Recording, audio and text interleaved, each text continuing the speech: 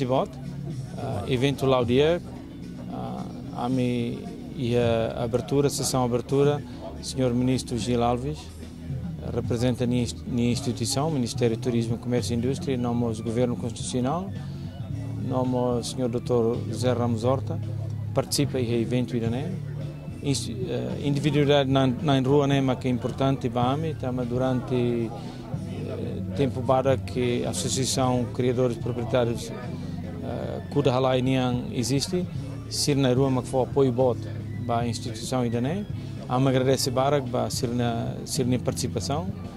Importante foi evidência para o Sr. Ministro Gil Alves minha contribuição, nós instituição Ministério do Turismo, Comércio e Indústria para a associação minha atividade durante quase na rua de Umaine.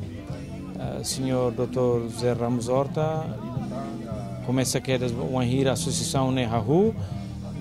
Foi apoio bot para a associação, me contente bot excelência mais participa do evento idané.